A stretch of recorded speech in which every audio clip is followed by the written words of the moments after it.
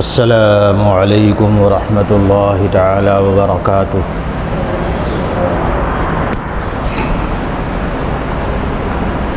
بسم اللہ نحمدہ ونصلی ونسلم علی رسولہ الکریم وعلی آلہ واصحابہ وازواجہ وذریاتہ واہل بیتہ اجمعین، اما بعد فاعوذ باللہ من الشیطان الرجیم، بسم اللہ الرحمن الرحیم۔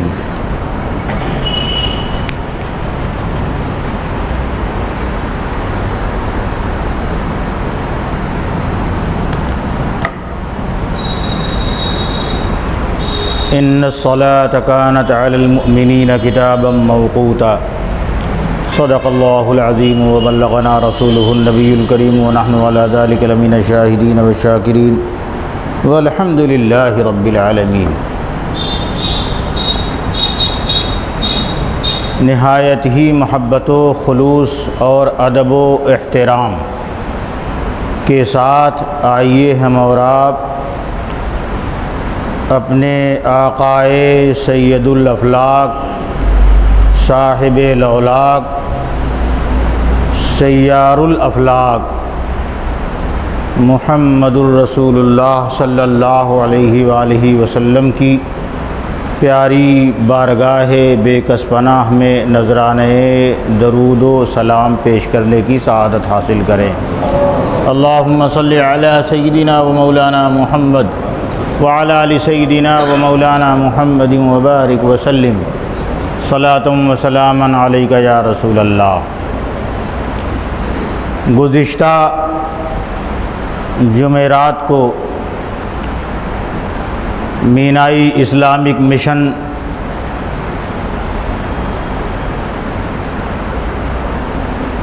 کے ماتحت آؤ دین سیکھیں کی اصلاحی نشست میں طہارت کی اجمالی انتہائی گفتگو تک پہنچنے کی سعادت ملی تھی۔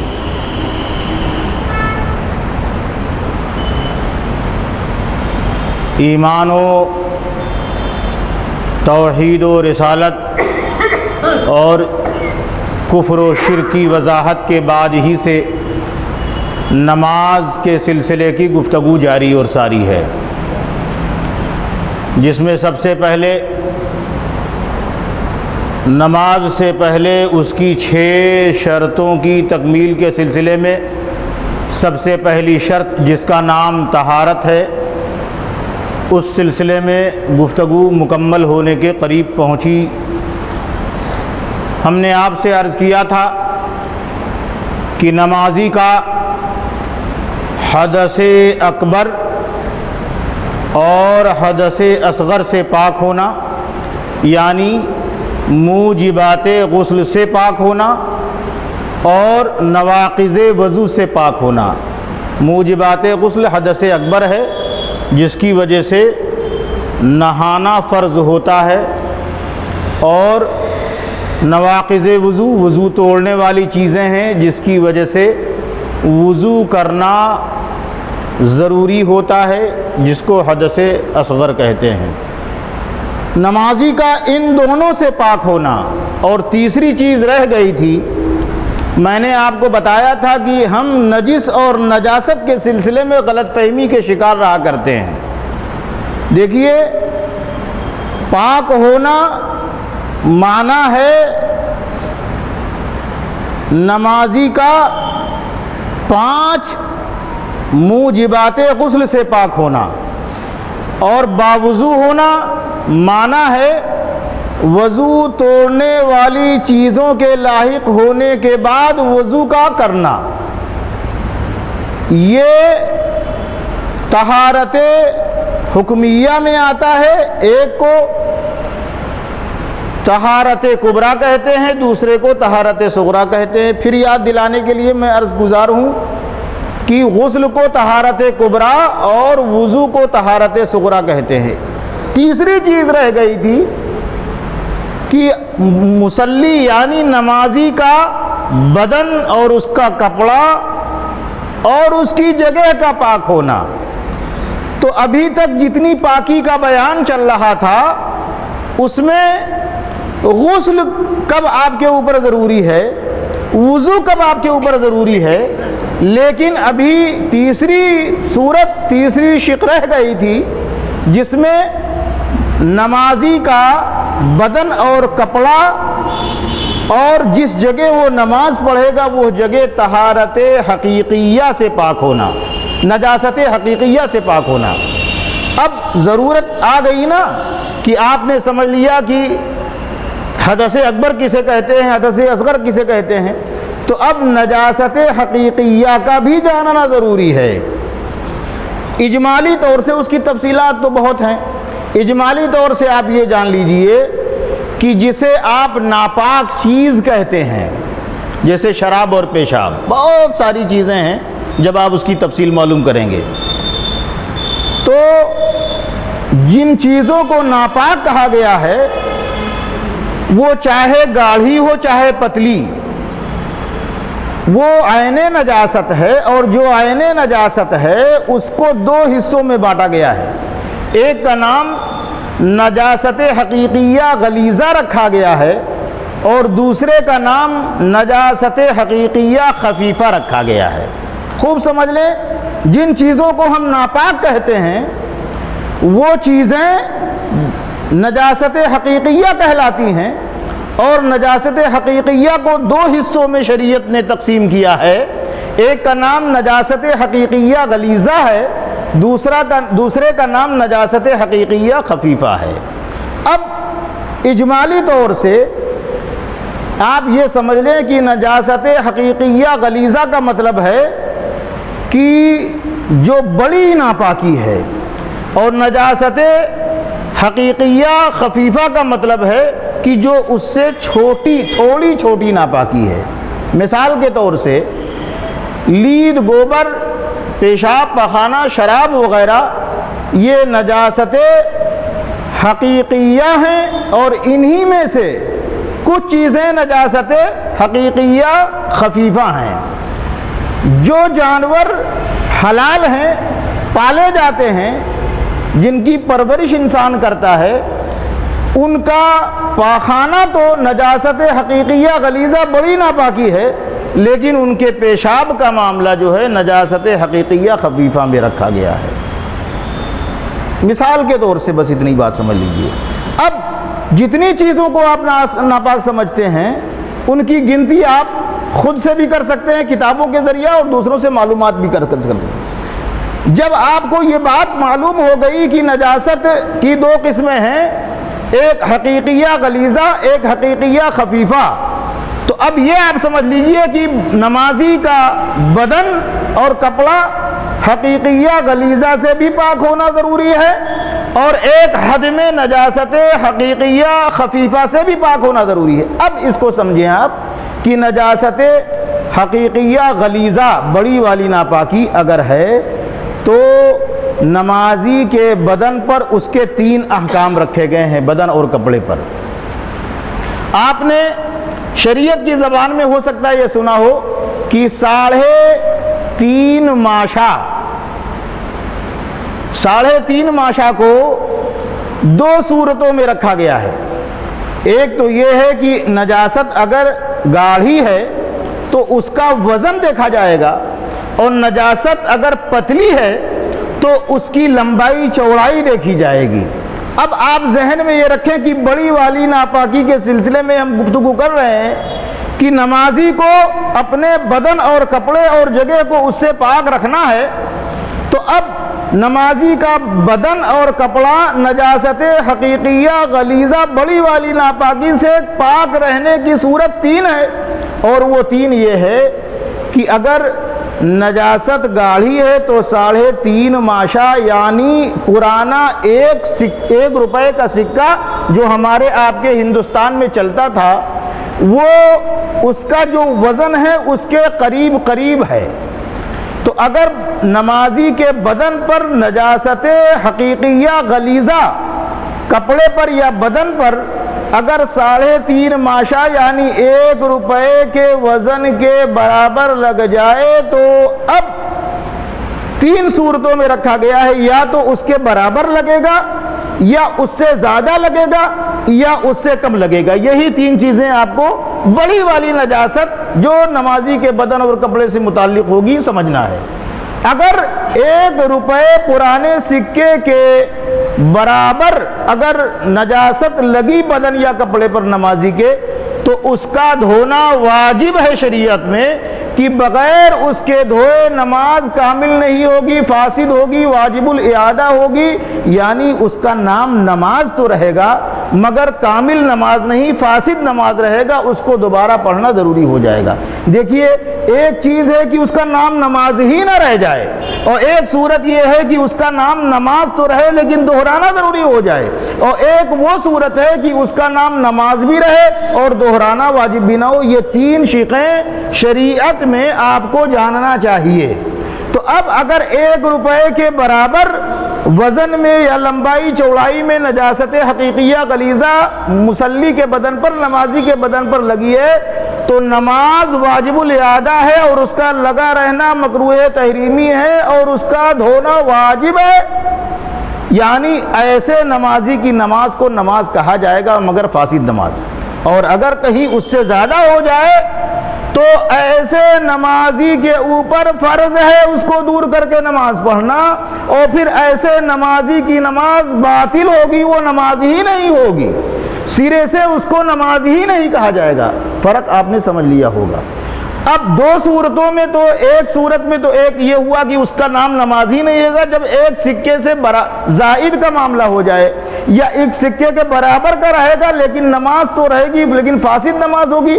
اب اگر ایک سکے سے کم کا معاملہ ہے تو اس کا پاک کرنا، اس کا دھونا، اس کو دور کرنا نمازی کے لیے سنت ہے، کہ اگر اس کو دور کر کے نماز پڑھے تو نماز خوشبودار اور کامل ہوگی، اور نہیں دور کیا تو نماز کا دہرانا ضروری نہیں ہوگا، اس کی نماز کی حد تک ہو جائے گی۔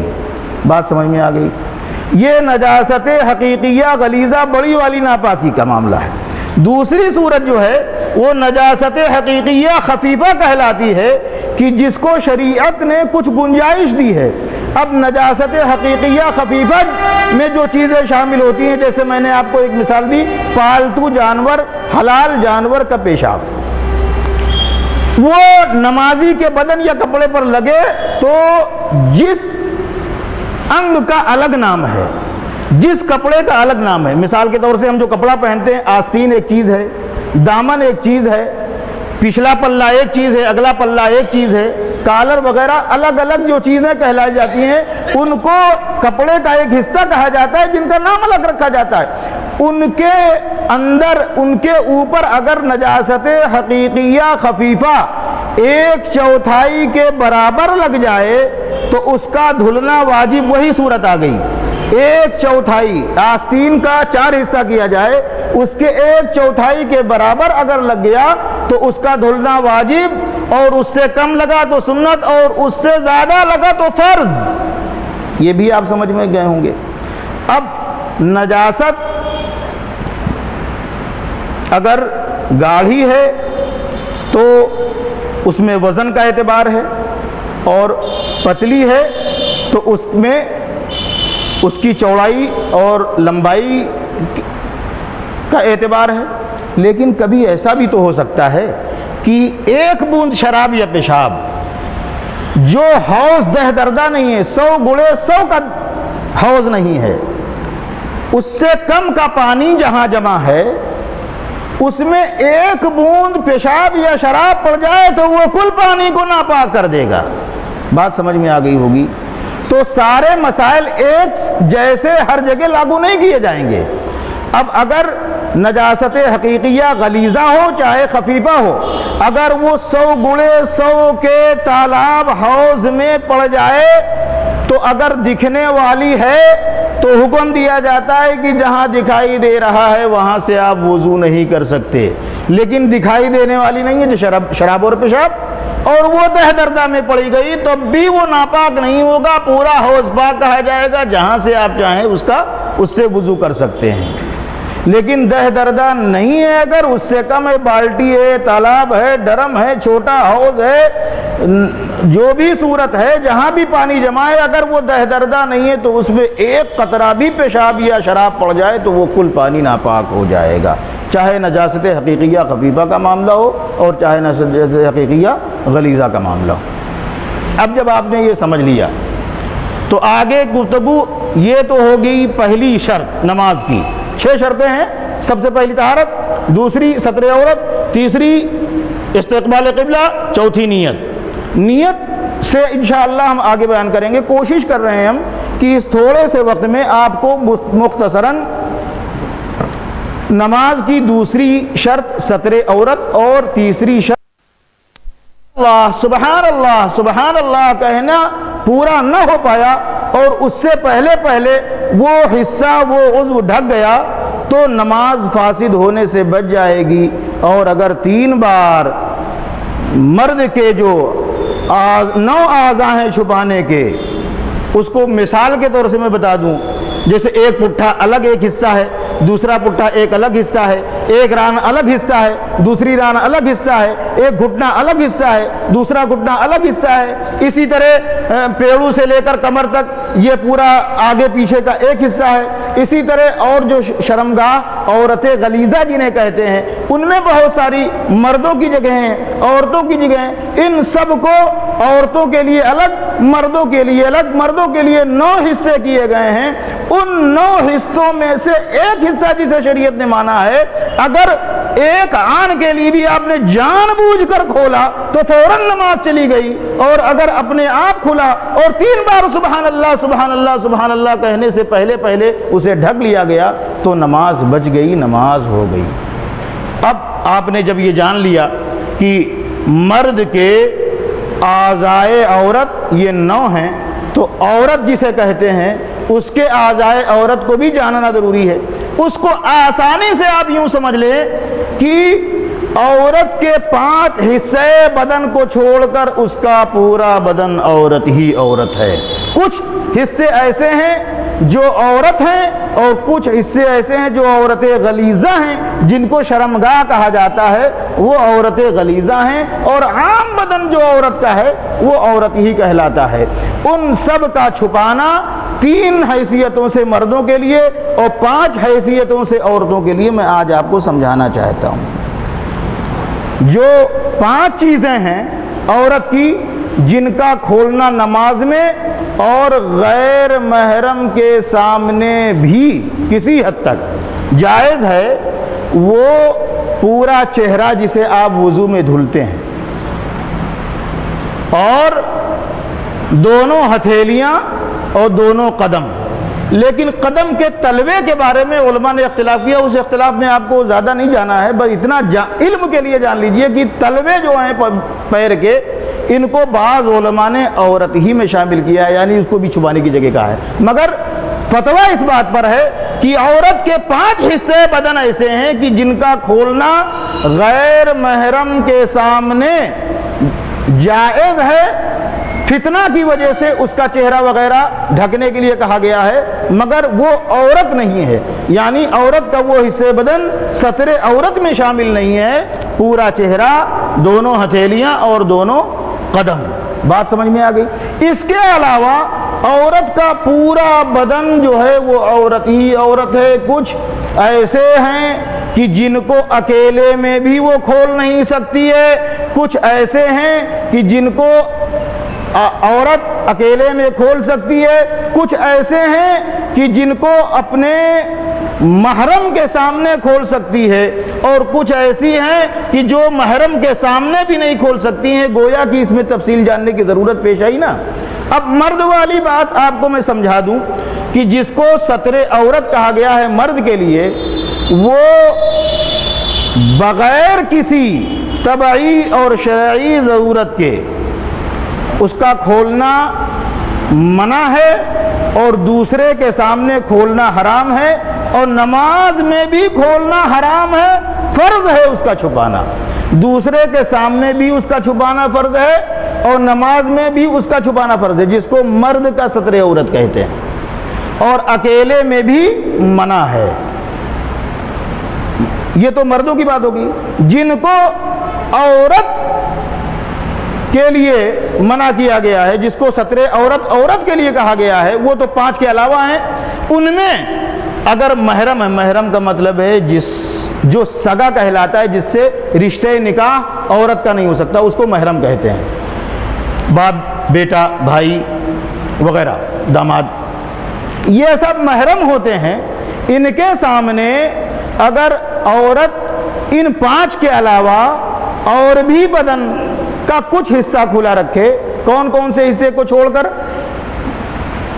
پیٹھ اور پیٹ سے لے کر گھٹنے تک, اتنا چھپانا اس کے لیے اپنے محرم کے سامنے بھی ضروری ہے. گویا کہ محرم کے سامنے اتنی پابندی نہیں ہے جتنا غیر محرم کے لیے ہوئی. تو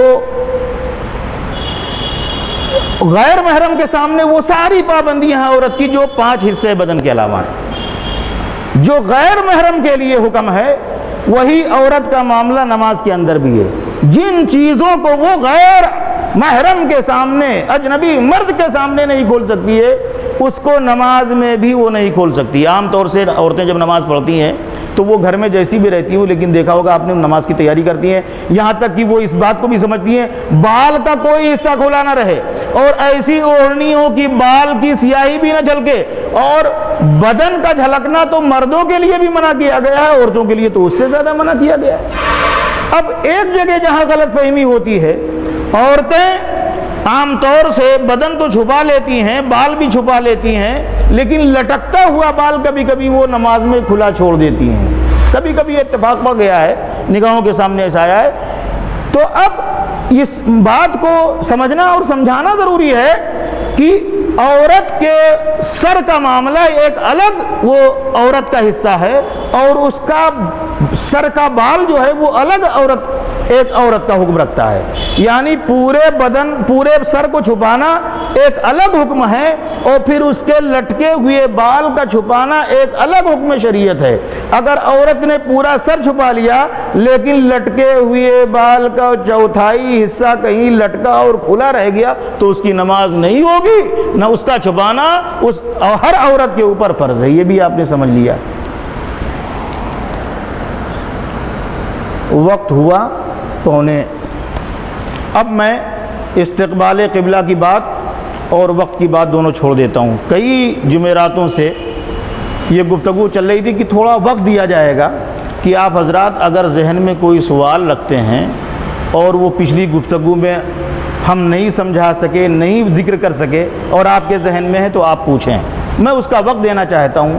اگر گزشتہ گفتگو سے متعلق کسی طرح کی کوئی چیز یا آئندہ بھی گفتگو سے متعلق کوئی مشورہ ہے تو آپ دیں. میں تھوڑی دیر آپ کے سامنے خاموش رہ کر آپ کے سوال کا انتظار کرنا چاہتا ہوں.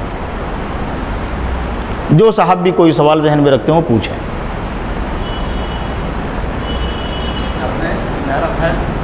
محرم ہے صاحب میں, اور کچھ کرتی ہے تو بال کھل جاتا ہے, سمجھتا ہے. ہاں, تو محرم کے سامنے میں نے بتایا کہ پیٹھ اور پیٹ اور گھٹنے تک اتنا چھپا رہنا ضروری ہے. تو اس کے علاوہ چیزیں, بال ہے, سر ہے, ہاتھ ہے, ٹونلی ہے, یہ سب کھلا رہ جائے تو محرم کے سامنے گناہ نہیں ہے. اور کوئی بات؟ خیر, آپ حضرات تھوڑی اپنی طرف سے کوشش کریں کہ میری گفتگو سننے کے بعد یا اس سے پہلے کچھ ذہنی طور سے تیاری کریں. ہم نے آپ کو بار بار یہ تو بتا دیا ہے کہ اس وقت جو مسائل چل رہے ہیں وہ نماز سے پہلے شرطوں کے مسائل چل رہے ہیں, اور 6 شرطیں ہیں جس کو طہارت کے نام سے آپ کو بتا دیا گیا ہے. دوسری آج ستر عورت کے نام سے بتائی گئی. اس میں بہت تفصیلات ہیں, اگر آپ چاہیں تو اس کو الگ الگ کر کے فون کے ذریعہ یا یہاں مجلس میں آپ اس کا سوال تیار کر کے آئیں اور مجھے بتائیں. اس طرح ہر ایک کو الگ الگ جزئیات کو بتانا آسان ہوگا, اپنے آپ سے ہر جزئیہ کو بیان نہیں کیا جا سکتا ہے. اس کے بعد انشاءاللہ آئندہ جمعرات کو وہ استقبال قبلہ اور وقت بچا تو نیت پر گفتگو ہوگی. اب آپ نے 2 چیزوں کا بیان سن لیا ہے. پہلی شرط طہارت, دوسری شرط ستر عورت, اب تیسری شرط ہوگی استقبال قبلہ, اور چوتھی شرط ہوگی وقت, اور 5ویں شرط ہوگی نیت اور 6ٹھی شرط ہوگی تکبیر تحریمہ. انہی ترتیبوں کے ساتھ انشاءاللہ آئندہ بیان کیا جائے گا. دعا فرمائیے. بسم اللہ الرحمن الرحیم. اللہم صلی علی سیدنا و مولانا محمد وعلی آل سیدنا و مولانا محمد وبارک وسلم. اللہم انا نسألک العفو والعافیة والمعافاة الدائمة فی الدین والدنیا والآخرة والفوز بالجنة والنجاة من النار. اللہم انا نسألک الجنة ورضاک ونعوذ بک من سخطک والنار. اللہم وفق لنا خیر التوفیق. اللہم ارزقنا علما نافعا وعملا متقبلا ورزقا طیبا حلالا وشفاء من کل داء. وصلی اللہ تعالی علی خیر خلقہ سیدنا و مولانا محمد وعلی آلہ وصحبہ اجمعین برحمتک یا ارحم الراحمین بحق لا الہ الا اللہ.